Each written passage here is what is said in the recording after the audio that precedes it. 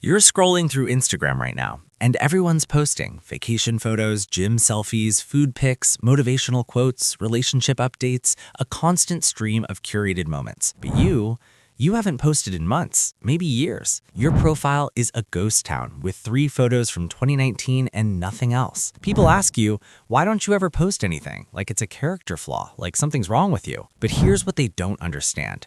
You're not antisocial, you're not hiding. You're not depressed or disconnected. You're psychologically wired differently, and science backs you up. Let's talk about the psychology of people who never post on social media, because what looks like silence is actually something far more complex. First, let's look at what everyone else is doing. The average person posts on social media because it triggers a dopamine response. You share something, you get likes, comments, validation, and your brain lights up because it feels good. A 2019 study from Harvard found that talking about yourself activates the same pleasure centers in the brain as food and money. Social media is designed to exploit this. Every notification is a hit of dopamine. Every like is social proof that you exist, that you matter. For most people, posting is a way to regulate their sense of identity, constructing who they are through what they share. But here's where it gets interesting. You don't need that. Your sense of self isn't built externally, it's built internally. You know who you are without needing an audience to confirm it. That's not apathy, that's psychological autonomy, and it's rarer than you think. Let's go deeper with research from the University of Pennsylvania in 2018 that found something fascinating. People who reduced their social media use reported significantly lower levels of loneliness and depression, not because they were avoiding people, but because they stopped comparing their internal reality to everyone else's external highlight reel. When you don't post, you're not participating in the comparison game. You're not measuring your worth against someone else's vacation, promotion, or relationship. You're living your life without the constant need to broadcast it. And that creates a different kind of mental freedom. You experience moments for what they are, not for how they'll look online. You're at a concert and you're actually watching the concert. You're at dinner with friends and you're present in the conversation. You're not thinking about angles, captions, or how many likes this will get. You're just there, fully, completely. And not depth of presence is something most people have forgotten how to access. But let's address the elephant in the room. People think you're weird. They think you're judging them. They think you're hiding something. Why don't you ever post? Are you okay? Do you even have a life? The assumption is that silence equals absence. But that's not what's happening. You're not absent, you're selectively present. You're choosing where to invest your attention and energy, and social media performance isn't on that list. That's not antisocial behavior, that's boundary intelligence. You've recognized that not every moment needs to be shared, not every experience needs to be validated by strangers, not every part of your life needs to be public. And that takes a level of self-awareness most people never develop. Now, here's where it gets even more interesting. Dr. Larry Rosen, a psychology professor who studies technology and behavior, found that people who don't post often have higher levels of intrinsic motivation. They do things because they want to, not because they want to be seen doing them. They read books without posting about it. They travel without documenting every moment. They achieve things without announcing them. Their reward system is internal, not external, and that makes them psychologically resilient. Because when your sense of accomplishment depends on likes and comments, you're vulnerable. One bad post, one lack of engagement, and your mood crashes. But when your validation comes from within, you're untouchable. You're not riding the emotional roller coaster of social media metrics. You're grounded in your own experience, and that's a superpower. Let's talk about identity construction. Most people build their identity like a resume, curating their life to look a certain way.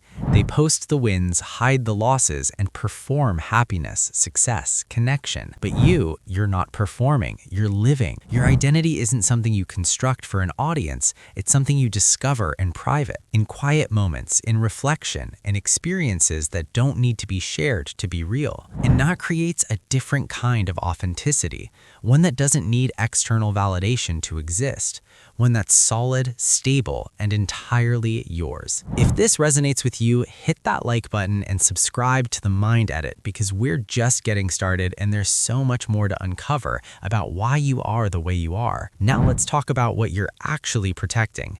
Because not posting isn't passive, it's an active choice. You're protecting your attention, your emotional energy, your sense of reality. Every time you post something, you're inviting judgment, opening yourself up to interpretation, to commentary, to people who don't know you deciding what your life means. And you've decided that's not worth it? That's not fear, that's wisdom. You understand that once you post something, it's no longer yours. It becomes a public artifact subject to misinterpretation, screenshot, and permanence. And you value control over your narrative more than you value the temporary validation of likes. That's psychological maturity. But here's something most people don't realize.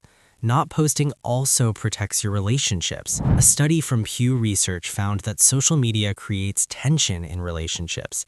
People argue about what gets posted, about who gets tagged, about how they're represented online. But when you don't post, you eliminate that entire layer of conflict. Your relationships exist in real space, not in curated digital performance. Your friends know you through actual interaction, not through a feed. And that creates deeper, more authentic connections because you're not managing an image, you're just being yourself. Let's talk about the observer effect. In quantum physics, observing something changes it. And the same is true for your life. When you know you're going to post about something, it changes how you experience it. You start performing, you start curating, you start thinking about how this will look instead of how it feels. But when you're not posting, you're free to experience things as they are. Messy, imperfect, real. You're not editing your life in real time, you're living it. And that creates a richness of experience that people who are constantly documenting will never access. Now here's the paradox. People assume that if you're not posting, you're not living, but the opposite is often true. You're living more fully because you're not distracted by documentation. You're not interrupting moments to capture them. You're not splitting your attention between experience and performance. You're fully present, and presence is where life actually happens. And you're okay with that, because those moments are yours, and they don't need an audience to be meaningful. Let's address the social pressure because it's real. People expect you to post. They expect updates. They expect participation. And when you don't give it to them, they make assumptions. You're stuck up. You're antisocial. You're judging them for posting. But none of that is true. You're not judging anyone. You're just choosing differently. And the fact that your choice makes other people uncomfortable says more about them than it does about you. Because your silence holds up a mirror. It makes people question why they post, why they need the validation, why they're performing, and not discomfort gets projected onto you. But here's what you need to understand. You don't owe anyone a digital presence. You don't owe anyone updates. You don't owe anyone proof that you're living your life. Your life is yours, and how you choose to share it or not share it is entirely up to you. That's not selfishness, that's self-respect.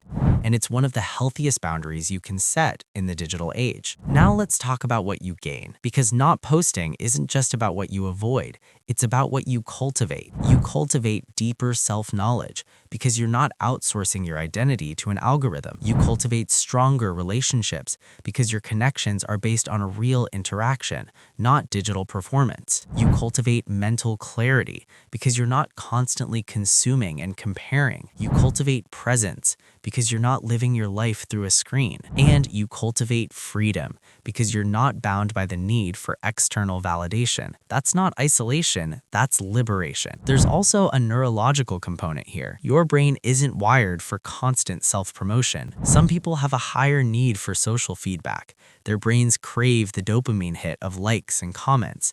But your brain is different. You have lower social comparison orientation. You don't measure your worth against others. You have higher internal locus of control. You believe your life is shaped by your choices, not by external validation. And you have stronger intrinsic motivation. You do things because they matter to you, not because they'll impress others. That's not a flaw, that's a feature. And it makes you psychologically resilient in a world that's increasingly dependent on external validation. Let's talk about the deeper philosophical layer here, because what you're doing goes beyond psychology. It's existential. You're rejecting the idea that your life needs to be witnessed to be valid, that your experiences need to be documented to be real. You're living according to an older, quieter truth that meaning is created in the living, not in the sharing. And in a world obsessed with visibility, visibility. That's a radical act of self-possession. There's also something to be said about privacy as power. In an age where everyone is voluntarily surveilling themselves, you've opted out. You're not feeding the algorithm, you're not contributing to your own digital dossier, you're not making yourself legible to corporations and strangers. You're maintaining mystery, autonomy, and control over your own narrative, and that's increasingly rare. Privacy isn't about having something to hide. It's about having something to protect, and you understand that instinctively. Now let's address the people who say, but what about staying connected? What about keeping in touch with people? Here's the truth. Social media creates the illusion of connection while often preventing real connection. You see someone's posts and you think you know what's going on in their life, so you don't reach out. You don't call, you don't ask. But when you're not posting, people who actually care will reach out directly. They'll text you, call you, make plans with you. And the people who don't, they were never really connected to you in the first place. They were connected to your content. So by not posting, you're actually filtering for real relationships. And that's a gift. There's also the issue of mental bandwidth. Every post you make is a decision, a performance, a piece of cognitive labor. You have to decide what to share, how to frame it, what caption to write, how to respond to comments, how to manage the social dynamics of who liked it and who didn't. That's exhausting, and you've decided that energy is better spent elsewhere, on your work, your relationships, your inner life, your actual experiences. That's not laziness, that's strategic allocation of attention, and it's one of the smartest things you can do in the attention economy. Let's also acknowledge that not posting is a form of resistance. Resistance to the commodification of your life, resistance to the pressure to perform, resistance to the idea that you need to be constantly visible to be valuable. You're refusing to turn your life into content. And in doing so, you're reclaiming it as your own. That's not passivity, that's agency. And it's one of the most powerful forms of self-determination available to you right now. Now, here's the part that might surprise you. Studies show that people who don't post often have richer interior lives. They spend more time in reflection, more time processing their experiences, more time developing their own thoughts rather than performing them for an audience. They're not outsourcing their sense-making to the reactions of others. They're doing the work internally, and that creates depth, complexity, and psychological sophistication. You're not less engaged with life, you're more deeply engaged. You're just doing it privately. And let's be honest about something else. Not posting also protects you from your own worst impulses. You're not posting things you'll regret. You're not getting into arguments in comment sections. You're not oversharing during vulnerable moments. You're not creating a permanent record of every phase and mistake. You're giving yourself the grace to be human, to change, to grow without a digital archive holding you accountable to who you used to be. That's not avoidance, that's self-compassion. And it's a form of emotional intelligence that deserves more recognition. So what does all of this mean? It means you're not broken. You're not missing out. You're not doing life wrong. You're doing it differently, and that difference is rooted in psychological traits that are actually advantageous. Autonomy, intrinsic motivation, presence, boundary intelligence, and resistance to social comparison. You're not less social, you're selectively social. You're not less engaged, you're differently engaged. And you're not invisible, you're just not performing visibility. And in a world that equates visibility with value, that takes courage. The people who don't understand this will continue to misinterpret you, and that's okay. You don't need their understanding to live authentically. You know why you don't post. You know what you're protecting. You know what you're cultivating, and that's enough. You're not waiting for permission to live your life on your own terms. You're already doing it. So the next time someone asks you why you never post, you don't owe them an explanation. But if you want to give one, here it is. Because my life is mine, and I don't need to perform it to validate it. Because I'd rather live deeply than document constantly. Because I value presence over performance. Because I'm not interested in curating an image, I'm interested in living a life. And that life doesn't need an audience to be meaningful. It just needs to be lived, fully, authentically and entirely on my own terms. If you've made it this far, you're part of a quiet community of people who understand this, and I want to hear from you. Drop a comment and let me know. How long has it been since you posted on social media? And if you want to dive even deeper into the psychology of atypical behaviors, make sure you watch the next video, The Psychology of People Who Always Sit in the Same Spot. Because that seemingly small habit reveals something profound about control, comfort, and the human need for predictability in an unpredictable world. Thanks for being here, and I'll see you in the next one.